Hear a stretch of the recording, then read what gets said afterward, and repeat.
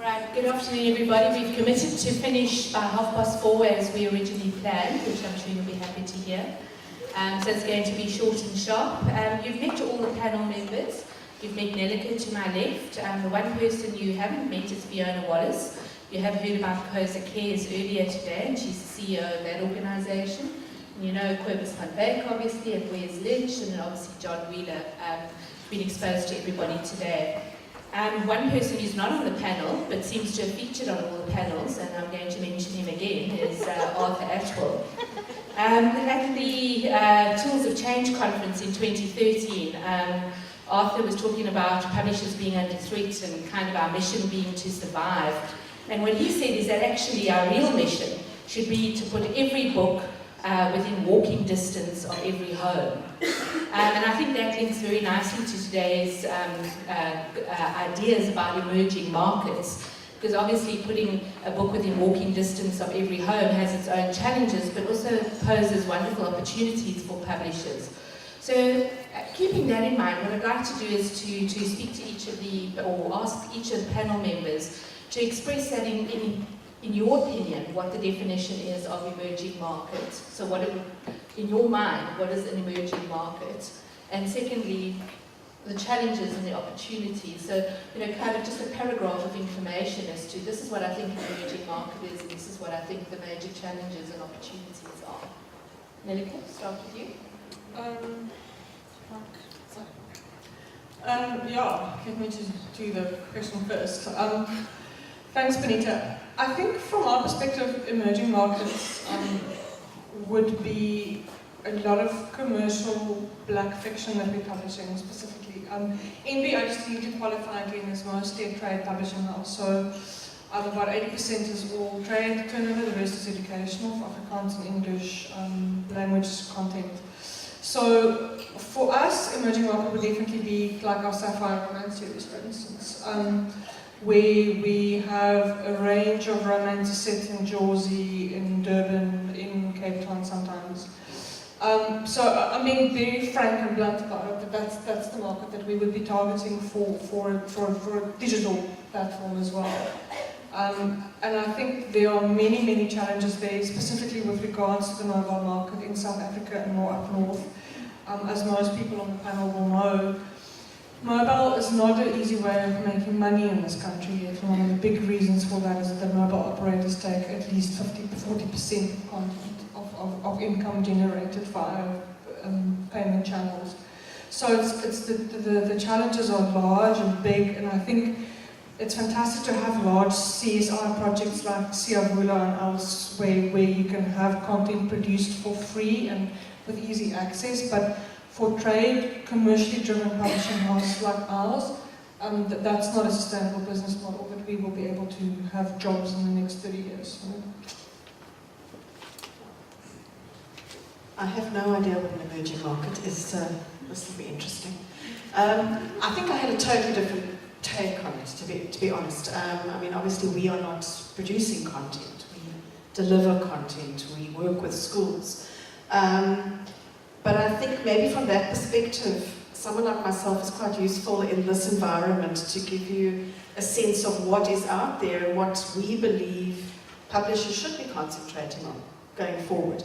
And aside from textbooks and ebooks and OER content and all of the kind of normal discussions we have, for me, being an ex-English teacher and having this kind of experience of deep rural schools, and I really do mean deep rural schools, the biggest lack in terms of content that's going out to those schools is pure reading for pleasure. We focus far too much in South Africa on maths and science, so I'm sorry that I have said that, maybe put the cat amongst the pigeons. Of course it's crucial, it's absolutely essential that we do, but there's an oversubscription in that area. There are too many competitors, too much money, too much effort going into producing what already is out there and is pretty good. We have an enormous lack in primary school and particularly the early primary school.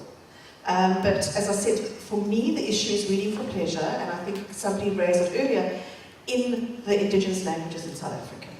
And until we have resolved that, you will not have a future reading market to work with. There are no school libraries. So talk about a school library, we're talking about 26,000 South African schools. A handful of that have school libraries. A handful of them have community libraries near them, or municipal libraries near them. Most children in a South African school today in grade 1, or in the foundation phase, probably only see textbooks when they are there, which they're sharing with other people. They don't necessarily take home. There is no book in the house. If there is, it's probably a Bible, and that's it. In fact, one young man I spoke to, 15 years old, I said, so what have you read outside of school? And he looked at me and said, what do you mean read? And I was quite taken aback. And he said, I have never read anything that wasn't a school book. And that is the reality. And if we want to create a South African future reading public and a thinking public, we need to ensure that our young children have access to good books that they can relate to, that are in their own languages, and that are easily accessible. So for me, if the publishing world is ignoring that, you're ignoring it at your own peril, your own future.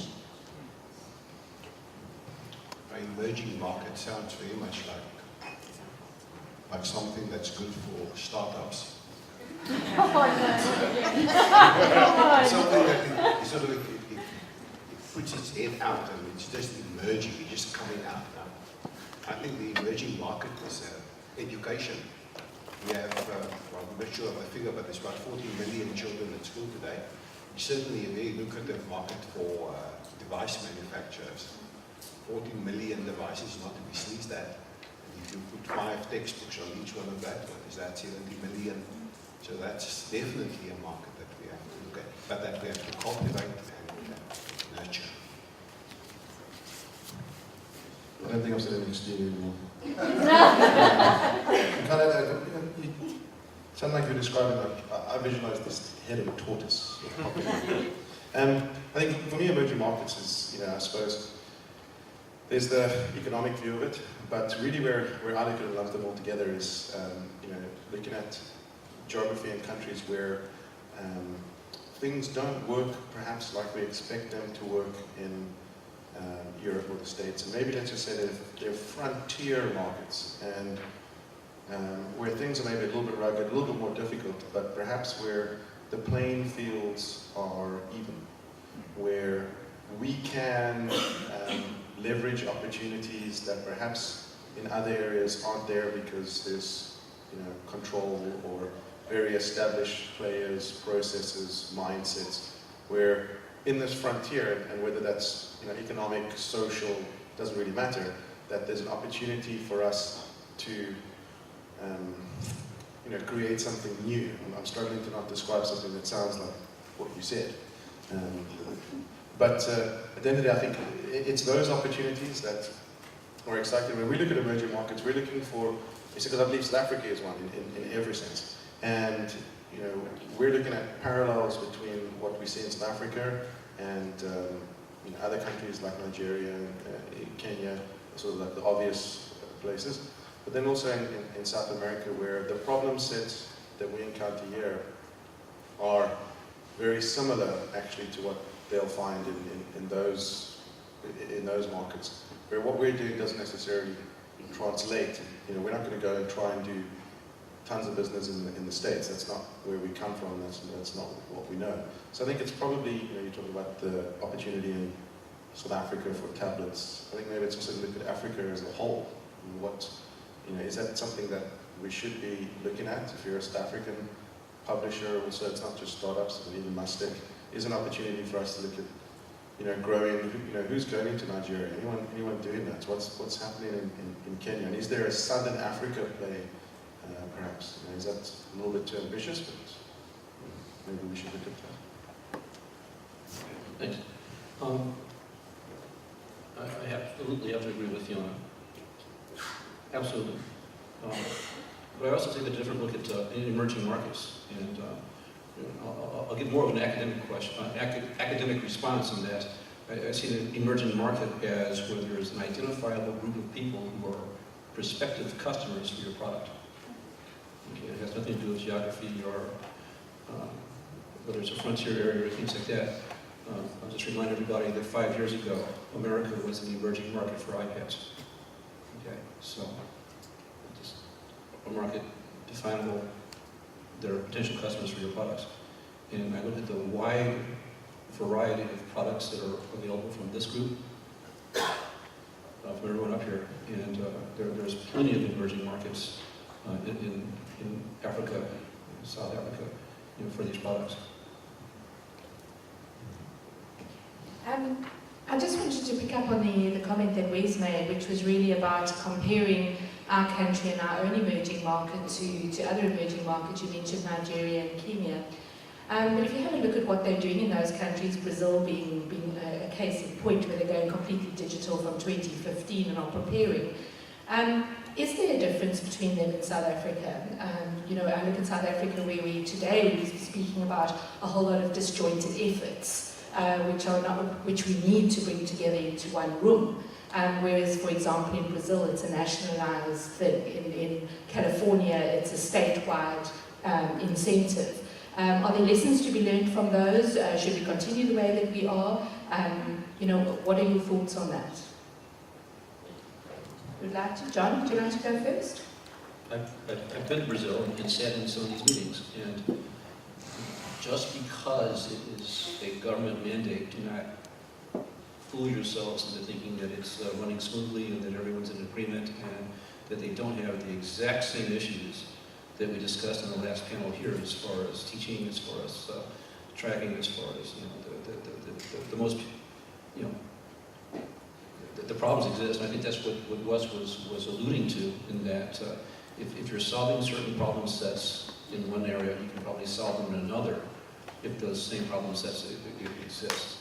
So, you mentioned California. That's one of the biggest flameouts for e-education and tablet computing, that happened in the U.S. because it was just, the digital hammer was applied, as opposed to, looking at it as what can be done in order to make sure that this teaching happened properly. Yeah, I, in a sense, I agree that you can apply things across different countries and that the issues are the same. However, there's always the characteristics of the country that interfere in any plan. We're in a country which is incredibly segmented. The education department itself is incredibly segmented when it comes to digital content, e-learning. They've got IT groups, they've got a number of various departments, plus in every single province, a different structure. So, when you ask the National Department what is the structure in Limpopo and Eastern Cape, the answer a few months ago, they've done their research now, but the answer a few months ago is we don't know. Because every province does its own thing. And that's great if we want to have incredible creativity in the work we do, but it's a nightmare if you are trying to get a sense of where things are going. So, yes, we can apply across the board, but at the same time, I dream of a country, theoretically, like Rwanda, where you have a national decision that we're going to go a certain route with digital learning.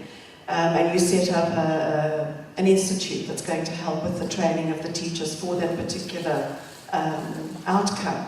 It may or may not be a success down the line, but it is a bit of a dream that we should be looking for in South Africa, where we can actually talk with one voice and understand together that there is a particular strategy, a movement towards the future that is endorsed at national, led at national level, and implemented at a provincial level, so that all of us, whatever work we're doing, would be able to fit into it fairly smoothly.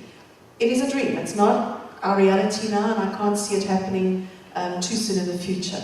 So I think one of the earlier panels spoke about putting together the power of this room, for instance, in creating a forum, I think was the word that was used, in order to talk to government, the DBE particularly, on what the publishing world would be prepared to bring to the party, and what information, what experience, what expertise may come from that world, and use that to obviously influence the policy.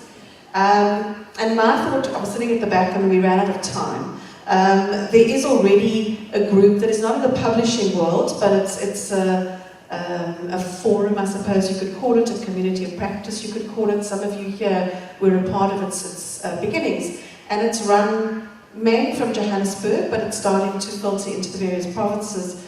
And it's called the ICT in Education, in Basic Education Community.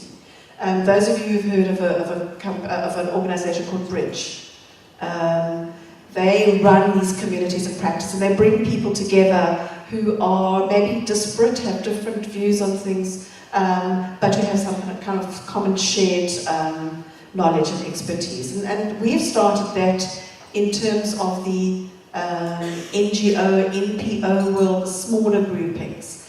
And there were smaller publishers involved in that, some of the bigger tech groups, for instance, and the suppliers.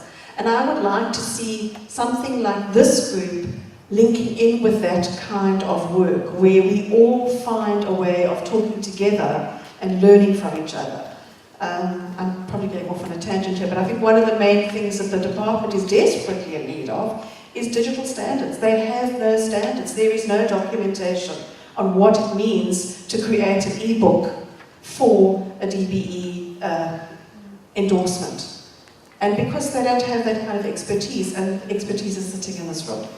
So going forward, I would like to see that scattering of ideas and organisations in South Africa to be coming together to inform that policy.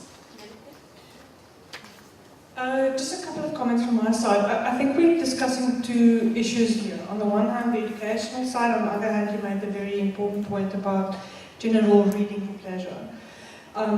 And I think someone made a comment earlier that I really, really liked about the fact that digital is being seen as the new hammer or the new silver bullet. It was John. Thank you, John.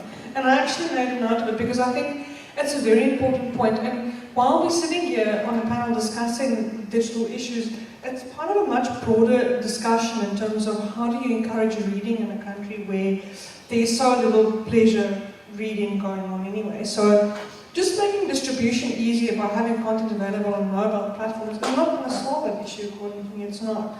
And I think we must view the educational dilemma in the same way, that we can't just imagine that because we have forums now and digital solutions for getting books to Limpopo, that it's going to solve the systemic, deep problems within the education department, basic education, and also the relationship between publishers and the education department in this country. That's not something that the digital is just going to come over as a silver bullet and fix. That's just the point I want to make. Wes, are you itching to say something? Not really related, I was just thinking to myself actually, but during the break someone said, I really enjoyed what that hammer guy said. And, that's what was on my mind when I was looking at you, so tweet that, because you'll have to look at Twitter, but you're hammer guy. The reason why I looked at you specifically is because I think a lot of people are expressing a quite conservative view of the many challenges that we know. And I mean, it's realistic. Quibus was involved with the Kanye project, you're involved with Coffin Barber, you understand the issues that are involved in introducing digital at, you know, sort of the basic level in an emerging market. But I think a lot of us share Wes's opinion in many ways that we need to speed up this process and make it happen already now.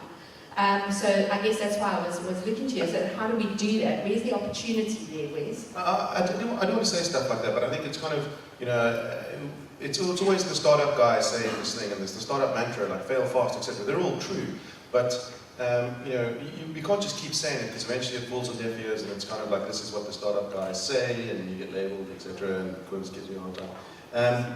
But at the end of the day, that's true. I mean, you know, if I look at, you know, we spent time in Brazil, and you know, if you look at even in China and Korea, where they just take, you know, okay, EPUBs, that's it, and all your publishers, you know, one, play nice, and you know, those things, I don't think they're the answers for what it allows them to do, and they all ultimately end in failure, but they fail really quick, and there might be grand failures. Even if I take California, I don't know much about it, but you probably find that if they're going to do something next, they at least know what did or didn't work. Whereas we're kind of failing half-heartedly, limping along, not really getting anywhere. Where maybe there's an opportunity, and you know, people have touched on already, is about standards. Whether it's government mandated or PASA gets involved or people get together and decide to make ties and work together, once we establish certain standards and collaborate, whatever the force is that engineers that collaboration, means we'll get standards, we'll get critical mass, and we can actually, you know, conduct the business of working with ebooks, teaching with ebooks at the kind of scale that is needed to learn real lessons, to be able to do it for real. That we're not, you know, pretending. It's not a research project. Obviously, there's issues with that. You can end up with like, you know, massive failure. But that's the approach that we need to go and take. And if we want to get there, I think maybe we've got to be a little bit more aggressive. Anybody else would like to add to that? I want to play devil's advocate because I'm not sure if I agree with Leslie. I think there are a lot of interesting initiatives happening by small and big publishers alike in South Africa on digital platforms at the moment. So I think many of them are actually learning fast, sinking a lot of money very quickly and moving on to new projects. I'm not going to mention them here, but there's a lot of them out there at the moment. And I think maybe that's just my conservative onderop, but I don't. But my sense is that I think it's safer for us to rather experiment with schools that have resilience and the pockets for now. Troy was one of the first ones to say that as well at a presentation the other day, where they actually work with the top 2,500 schools that have money, their own body corporate decision-making facilities, where the school body corporate can decide, are we going to go digital or not, and that's how they learn. And I think to implement a larger national policy can only work if you've really experimented with higher end schools to see if it's working or not. That's my sense of it. I have two responses to that, okay? And I do agree with you. I think there are too many so-called quick solutions. My one worry is that we cannot say, let's go out there and experiment to our heart's content. These are people we are dealing with. These are human beings. These are teachers who have expectations, and schools who have huge failed expectations over the years because of all of the pilots that have been done on them. I think we really have to be quite careful. Secondly, what we do have to be very careful of is that there is no need, I think, to only prove that it can work in good schools. Xhosa Cares itself, with the money that it's had in the past, decided to work with schools that had good leadership. So we knew that the chances of success were pretty good. That doesn't prove anything for the rest of our country. It's only when our endeavours are working with the schools that are almost set up to fail, and if they work in that environment, they can then work anywhere. So I'm throwing this out at you, but Wesley spoke about it earlier. Go and look at the ICT for Red program on Facebook, and I know it's on there's a website, but that is working in the Pofenwaber district with the poorest of the poor schools, dysfunctional schools, nothing there, and it is working remarkably, goosebumpy, remarkably. And if it can succeed there, then yeah, of course it can succeed at Sunhill Park. Can I just add? I mean, what they're doing is incredible. Because they didn't choose the schools, and the schools were given to them and assigned, you know, they didn't get the best, and they got some hugely dysfunctional schools. But what really was surprising to me was to learn, and the research methodology is very good, that the schools that were dysfunctional, when they went in, they weren't teaching them how to use tablets and technology. In many ways, they were teaching them how to teach with technology, which is teaching them how to teach. They went in, and the schools got better.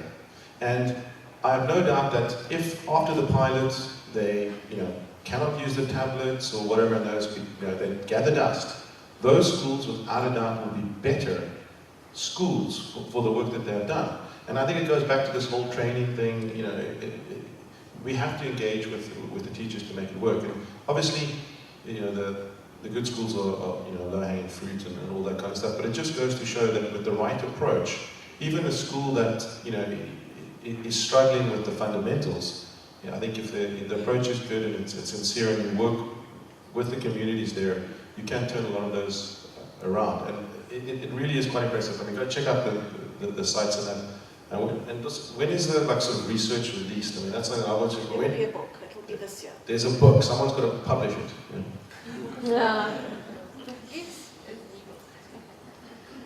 I know Fiona is very involved, as I said earlier, with the Cockenvalga project, and it's a fantastic thing to be part of, as Macmillan and the many other publishers are involved as well, because it doesn't just look at digital publishing, it looks at actually fundamentally changing the entire environment of the school.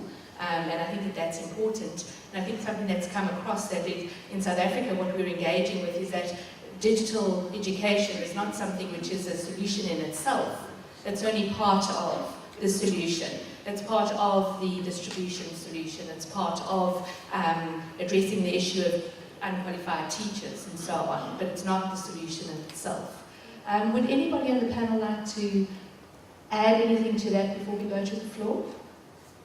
You good, John? Okay. All right, any questions from the floor? I do know it's the end of a Friday afternoon, but now's your chance. Arthur? I knew we couldn't keep him off the panel. No, I'm not. Sorry, where's my head again? What I'd be interested to know is, many of you have run experiments, particularly in Nellika. Out of the experiments you run, which do you think is the most exciting in terms of the main question of the panel, which is challenging opportunities for African publishers? So I think that the discussion around schools is critical and important and interesting. But we need to spread the word a little bit on what experiments are worth investing in right now. Yeah, it's a nice question, Arthur. I think we've done a range of projects, from StoryRock, which is an app store that we find is actually working, and we're nearly breaking even on it. We've had more than 3,000 downloads for it, more than 1,000 books sold on it, and that's only since November last year. But it's for an Afrikaans market, so many people might feel that's not an emerging market. But it's a mobile market, it's tablet, So I think what's interesting for us is looking at subscription models. I think it's something that was raised earlier. Our sister company, Leisure Books, Leserskring, is launching a project later in the year called Hartstop, where people can join, if I remember correctly now, my colleagues at the back must correct me if I'm wrong, I think it's for 50 rand a month, and they get access to one romance a month. Business model is working along those lines, and I think that's a very interesting project. And I mentioned that as a mobile project because people read on romance, on mobile phones. People do read on mobile phones. Even in New York, the statistics show that people do. I read on my mobile phone. Who of you read on your mobile phones? Let me know. I mean, that's incredible, So I think that's mobile. I think that's what people are forgetting, that it's not on just Kindles or Gobi devices. There's a range of other projects. We're collaborating with a Media24 project called Kaboodle Bundle, which is also subscription, where you pay 99 Rand per month to subscribe, and you get access to 27 magazines per month, as well as one romance, one of our books. So every month we load up a new romance. And that's doing well. They have more than 12,000 subscribers per month, and they're making money. They're really actually making money. And people are consuming this on mobile platforms as well. And I think also if you look at the growth statistically of mobile phones in the country, smartphones, I think we're sitting now at about 36% penetration. Next year they're estimating 45% penetration. So there's a range of projects, I think one just has to dabble in it. I'm keen still with Mixit, but man, I got stats yesterday that made me want to weep. I think we've had on EverEgg 73 downloads for having 2 sapphires on there. We're literally selling them at 1 rand a chapter. So it's accessible. It's not like the content is not there, and I can tell you the content's brilliant. But it's something else, and that is not a digital problem. That's what I'm saying. Thank you. Satisfied? Good. Any other questions? Okay. Wow. End of afternoon. Wow. Thank you very much, everybody, for your attention, and enjoy the rest of the afternoon.